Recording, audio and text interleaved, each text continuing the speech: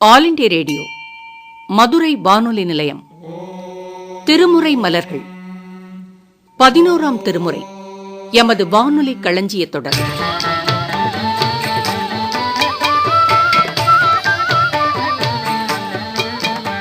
விளக்கமளிப்பவர் பரமக்குடி மே. சீனிவாசன் அவர்கள். பாடல்களை பாடுபவர் தருமபுரம் சுவாமிநாதன் அவர்கள். தொகுப்பு பூர்ணகுமார்.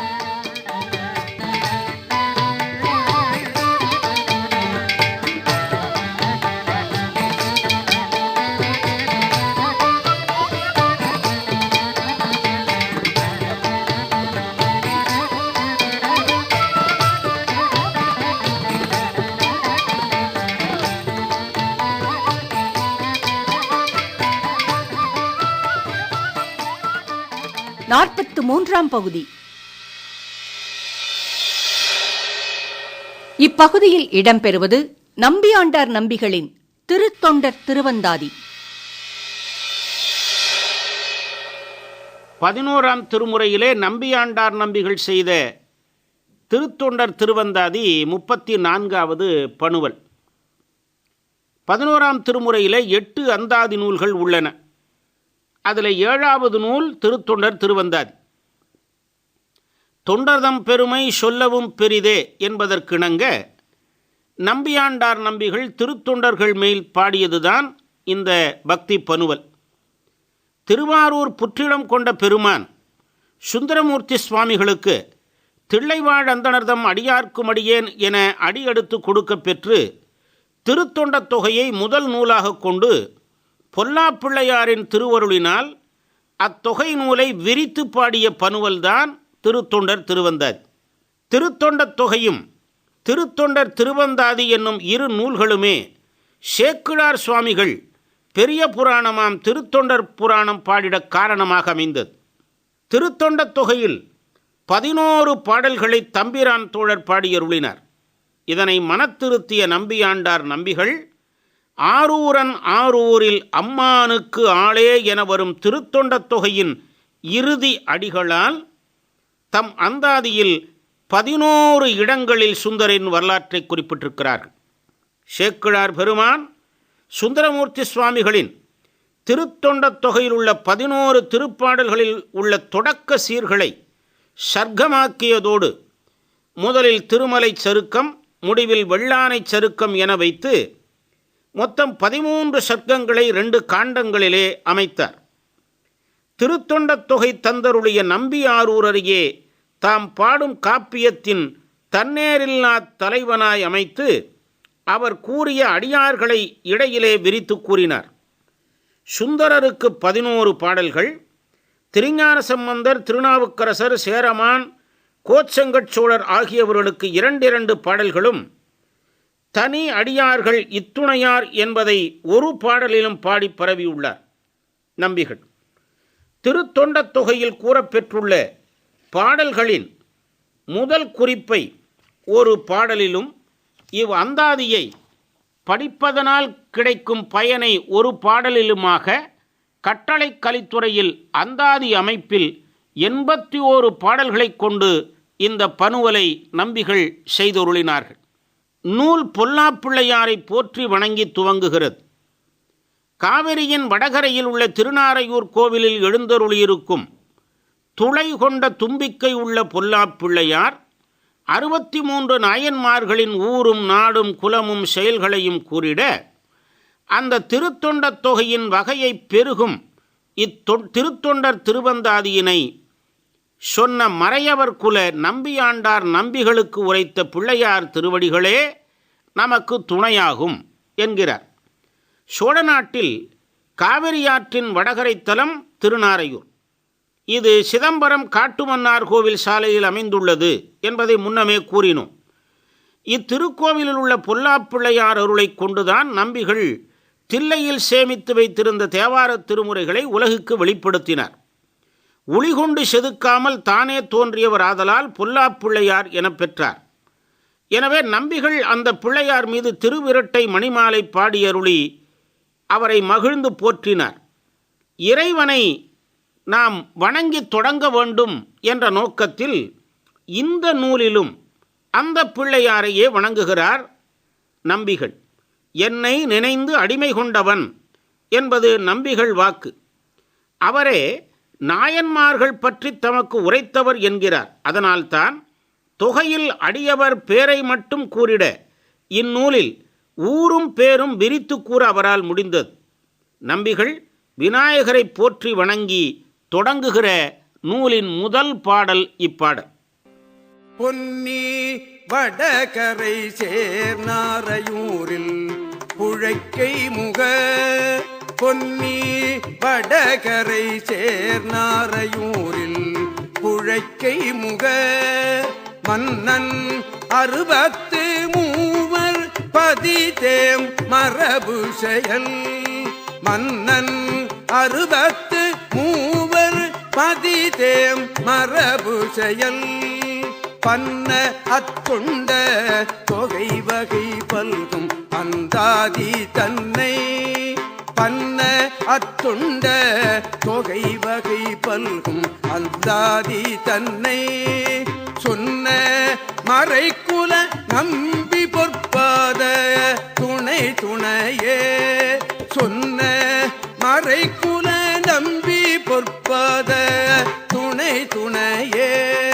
துணை துணையே துணை துணையே துணை துணையே துணை துணையே.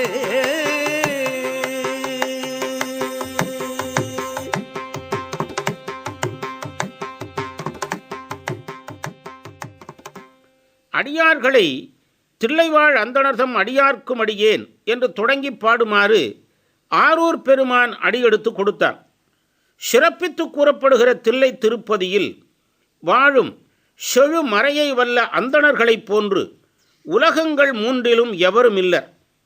விண்ணில் திரிந்த திரிபுரங்களை எரித்த தந்தையும் திரு ஆடல் புரிபவரும் பிறை அணிந்தவரும் வேழமன்ன செந்நிறத்தானும் ஆகிய சிவபெருமானுக்கு உரிமை தொண்டாற்றி வருகிற தில்லைவாழ் அந்தணர் 3000 போற்றி வணங்குவோம் என்று போற்றுகிறார் நம்பிகள் இந்த பாடலிலே.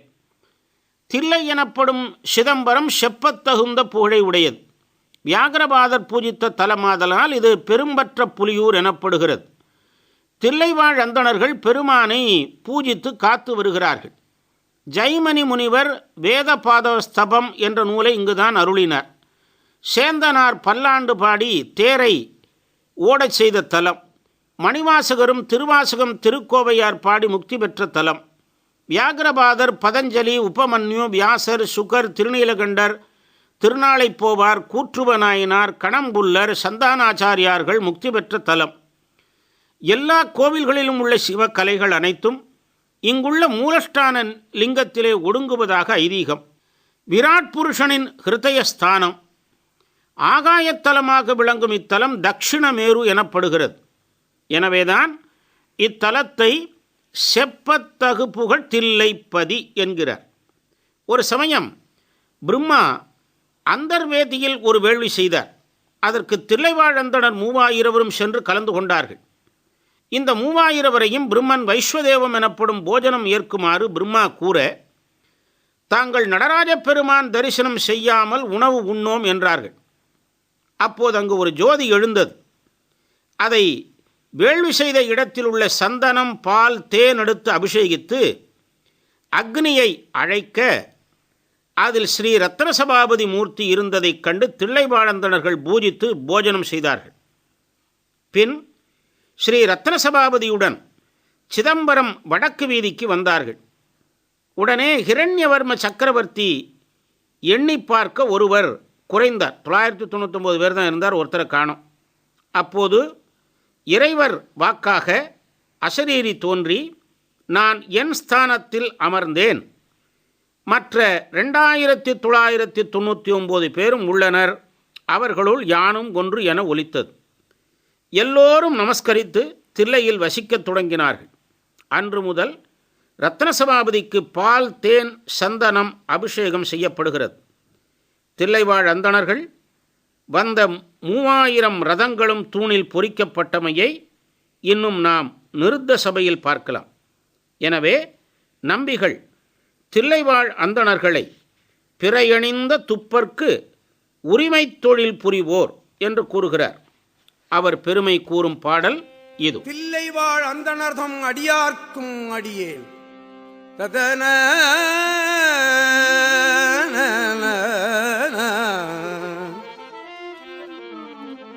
செப்பத்தகும் புகழ்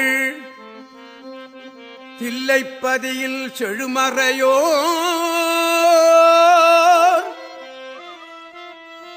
தில்லைப்பதியில் செழுமறையோர் ஒப்ப புவனங்கள் மூன்றினும்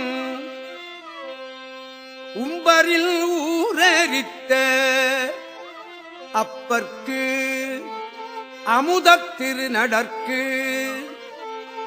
அந்திப் பிறையணிந்த துப்பர்க்கு உரிமை தொழில் புரிவோர் தம்மை சொல்லுதுமே. ஏன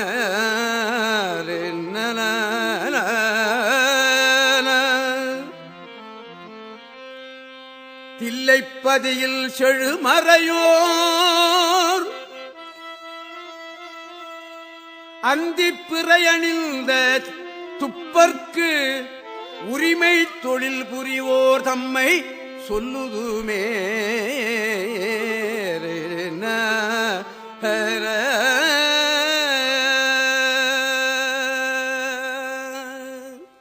சிவனின் திரு ஆணையின் மேல் தூய மொழி பேசும் திருநீலகண்ட குயவனாரின் மனைவியார் இன்ப நிலையில் தன் கணவர் எளியரானார் என்பதை உணர்ந்து எம்மை தீண்டாதீர், இது திருநீலகண்டத்து ஆணை என்று கூற அன்று முதல் பெண்ணாசை துறந்து ஆண்டுகள் பல செல்ல மூப்பு வந்தது. பின்னர் இறைவன் திருவருளால் தானும் தன் துணைவியாரும் இளமை நலம் பெற்றனர் என்கிறார் நம்பிகள் இந்த பாடலில். திருநீலகண்டர் மெய்யுறு புணர்ச்சியின்றி வாழும் நாளில் ஒரு நாள் இறைவன் தனது மண் ஓட்டை கொடுத்து தான் யாத்திரை சென்று திரும்பி வரும் வரை பத்திரமாக வைத்துக் கொள்ளுமாறு கூறிவிட்டு சென்றார். சில காலம் கழித்து வந்து தன் திருவோட்டை கேட்க திருநீலகண்டர் பெட்டியை திறந்து பார்க்க ஓடு காணவில்லை. உடனே தன் ஓட்டை திருடிவிட்டான் என சிவனடியார் கூறி, திருடவில்லை எனில் மனைவி கையை பிடித்து கொண்டு இக்குளத்தில் மூழ்குமாறு கூறிட அவரும் மூழ்கி எழ இருவரும் இளமை நலம் பெற்றனர் என்பது வரலாறு. சிதம்பரம் மேற்கு கோபுர வாசலுக்கு இடப்பக்கம் திரும்பி 100 அடி சென்றால் ஒரு குளமும் ஒரு கோவிலையும் இன்றும் பார்க்கலாம். அதுதான் இளமையாக்கினார் கோவிலும் திருநீலகண்டர் துணைவியோடு மூழ்கி எழுந்த திருக்குளமும் ஆகும். இக்கோவிலிலே தான் கணம்புல்லரும் தொண்டு செய்தார். திருநீலகண்டர் தம் மனைவியுடன் மூழ்கும் திருக்கோலத்தை பனையப்புறம் எனப்படும் திருப்புறவார் பனங்காட்டூர் திருக்கோவிலில் 63 சன்னதியிலே இன்னைக்கும் நாம் பார்க்கலாம். திருநீலகண்டர் பெருமை கூறும் நம்பிகளின் பாடல் இதோ. சொல்ல சிவன் திரு ஆணை தன் தூமொழி தோழ்நதையை ஒல்லை துறந்து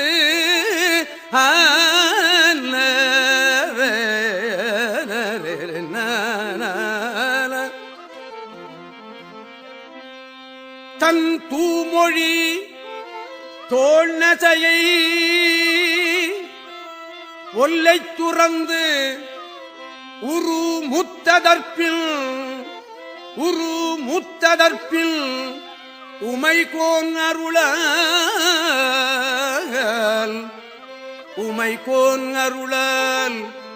வில்லை புரை நுதலாளோடு இளமை பெற்று இன்பம் மிக்கான். உமைகோன் அருளால்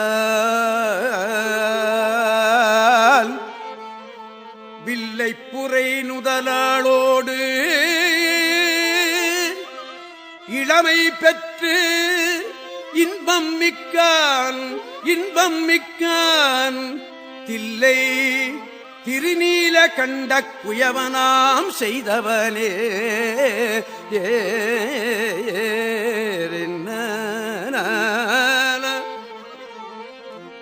தில்லை திருநீலகண்ட குயவனாம் செய்தவனே.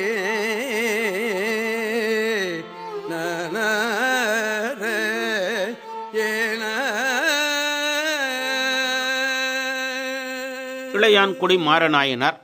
மாறன் என்பவர் இளையான்குடியில் வேளாளர் குலத்தில் தோன்றிய அடியவர்.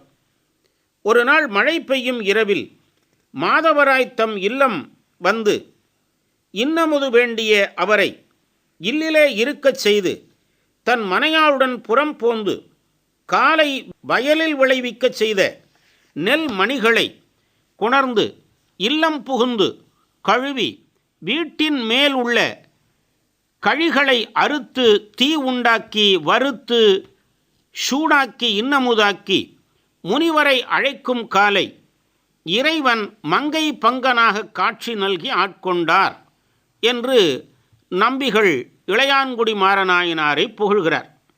இளையான்குடி என்னும் ஊர் பரமக்குடி காளையார் கோவில் சாலையில் அமைந்துள்ளது. இங்கு வாழ்ந்தவர்தான் இளையான்குடி மாறன். வறுமையுற்ற காலத்தும் மனம் சுருங்கலின்றி அடியார்களுக்கு விருந்து என்னும் வேள்வி புரிந்தார். மாரிக்காலத்து இரவினில் சிவனடியார் வடிவில் வந்த இறைவனாகிய முதியவரை எதிர்கொண்டழைத்து வந்து அவரது ஈரமேனியை துடைத்து அவரை அமரச் செய்தார். பின் தன் வயலுக்கு சென்று ஈர நெல் முளையை வாரிக்கொண்டு வந்து மனைவியிடத்தில் கொடுக்க புண்ணியவதி எனப்படும் மனைவியாரும் தன்னுடைய கை வன்மையினால் திருவமுது ஆக்கினார். இதுவே இல்லதன் இல்லவள் மாண்பானால் என்னும் தனித்தமிழ் மறைக்கு எடுத்துக்காட்டு. விதை நெல்லை அமுதாக்கியதனால் அழியா பேரின்பம் பெற்றார். தன் வீட்டின் அலக்கை அறுத்து விறகாக்கினார். அதனால் இவர் வீடு பெற்றை அடைந்தார். இவ்வாறு இறைவனின் இடபவாகன காட்சி கண்டு சிவப்பேறு பெற்றார்கள் அந்த புண்ணிய தம்பதியர்.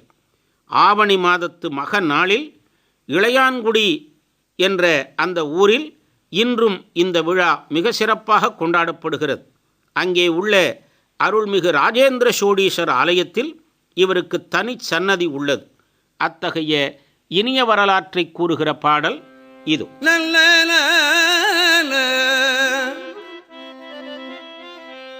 இயலாவிடச் சென்ற மாதவர்க்கு இன்னமுதா விதைத்த வயலார் முளை வித்து வாரி மனையலக்கால் வறுத்து செயலார் பயிர் விழுத்தீங்கரியாக்கும் அவன் செழுநீர் கயலார் இளையான் குடியுடை மாறன் எம் கற்பகமே.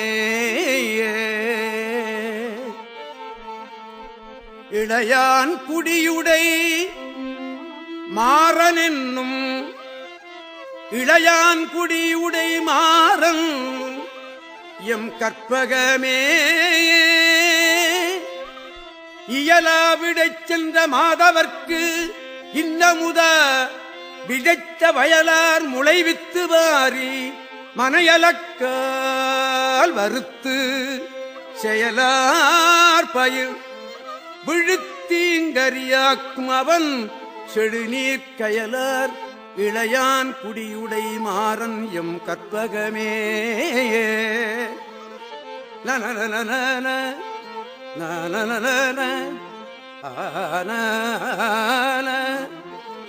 ததர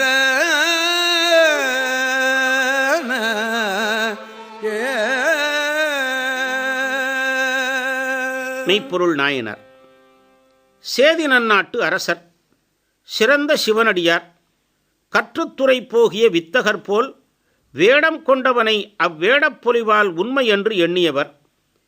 பொய் வேடத்தான் அரசனை பழிதீர்க்க எண்ணிய கொடிய கோபத்தால் வந்த பொய் வேடம் கொண்ட முத்தநாதன் நினைத்ததை செய்தபோது அதனை கண்ணுற்ற மன்னரின் ஏவலரான தத்தன் உருவிய வாளுடன் அவனை கொல்ல முற்பட்ட போது அவனை தடுத்து நிறுத்தி, தத்தா நமர், அவரை பாதுகாவலுடன் ஊர் சேர்த்து விடுக என்றார்.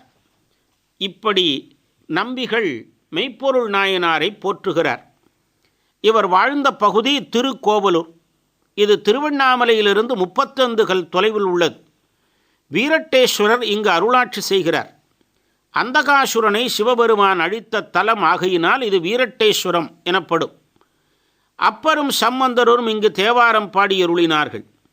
தத்தன் பகைவனாகிய முக்தநாதனை கொல்ல முற்பட்ட போது அவர் நம்மவர் என தடுத்தமையை நம்பிகள் தத்தா நமரே என்றார். இந்த சொல்லாட்சியை சேக்கிழார் சுவாமிகளும் மெய்ப்பொருள் நாயனார் வரலாற்றில் தத்தா நமர் என 16ஆம் பாடலில் கையாண்டுள்ளதை நாம் இங்கு ஒப்பு நோக்க வேண்டும். அத்தகைய சிறப்புடையது. ஒருத்தார்க்கு ஒரு நாளை இன்பம், பொறுத்தார்க்கு பொன்றும் துணையும் புகழ் என திருவள்ளுவர் கூறுவது போல் இவர் பெயர் நிலைத்திருக்கும் என்பதை வானுலகம் பெற்றவன் சேதிபன் மெய்ப்பொருளாம் என்று பேசுவார் நம்பிகள். அப்பாடல் இது. நல்ல நல்ல கற்ற நன்மெய்த்தவன் போல்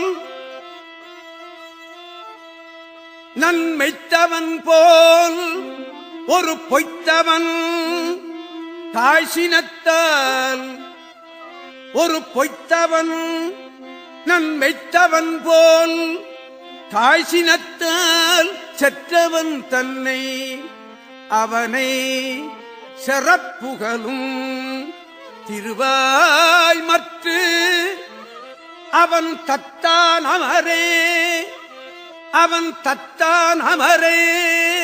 எனச் சொல்லி வானுலகம் பெற்றவன் அவன் தத்தா நமரே எனச் சொல்லி வானுலகம் பெற்றவன் சேதிவன் மெய்ப்பொருளாம் என்று பேசுவரே. சேதிவன் மெய்ப்பொருளாம் என்று பேசுவரே அவன் தத்தான் அமரே எனச் சொல்லி வானுலகம் பெற்றவன் சேதிவன் மெய்ப்பொருளாம் என்று பேசுவரே.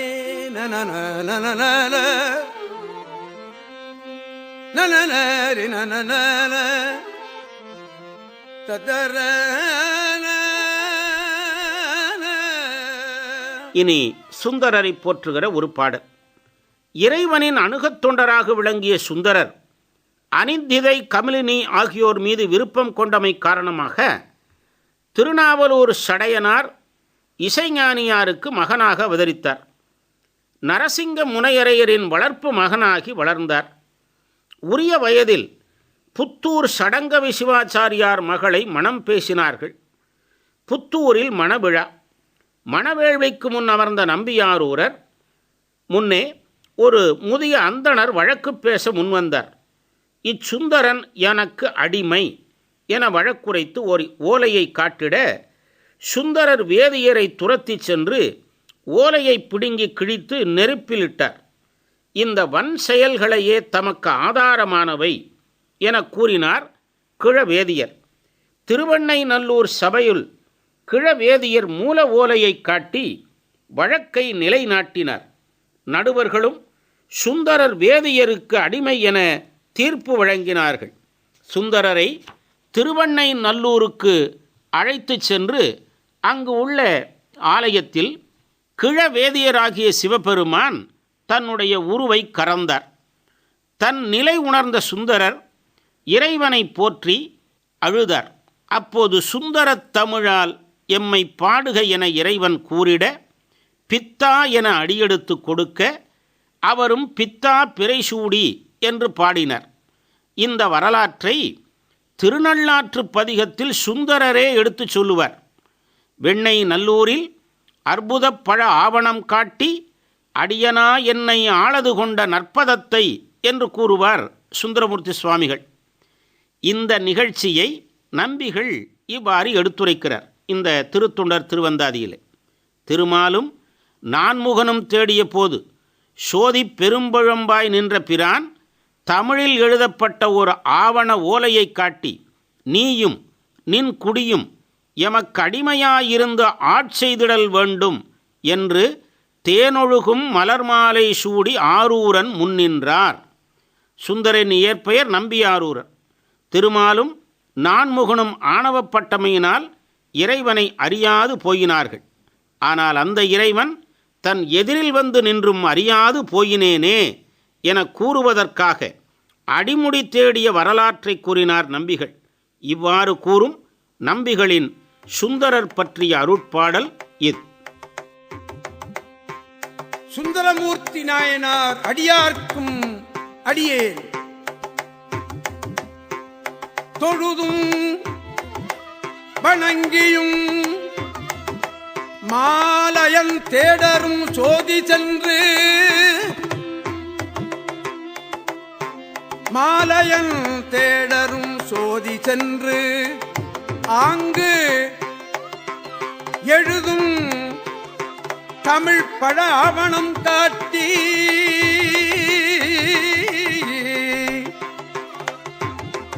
தமிழ் பட ஆவணம் காட்டி பட ஆவணம் காட்டி எனக்கு உன் குடி முழுதும் அடிமை வந்து ஆட்சை எனப் பெற்றவன்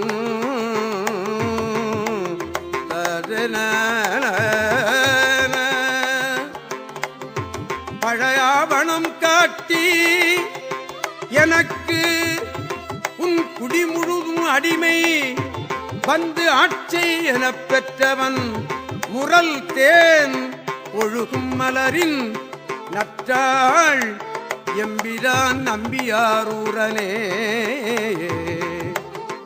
எம்பிரான் நம்பியாரூரனே.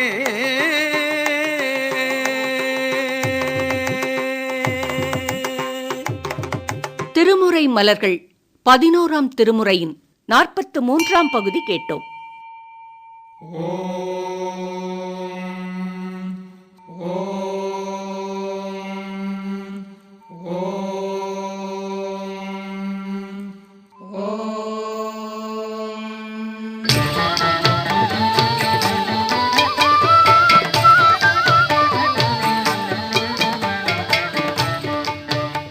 இப்பகுதியில் இதுவரை இடம்பெற்றது நம்பியாண்டார் நம்பிகளின் திருத்தொண்டர் திருவந்தாதி.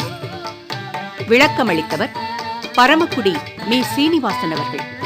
பாடல்களை பாடியவர் தருமபுரம் சுவாமிநாதன் அவர்கள்.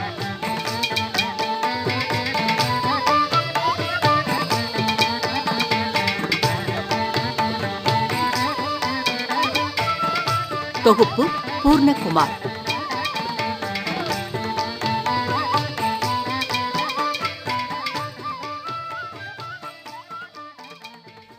இந்நிகழ்ச்சி மதுரை வானொலியின் களஞ்சியத் தொடர்.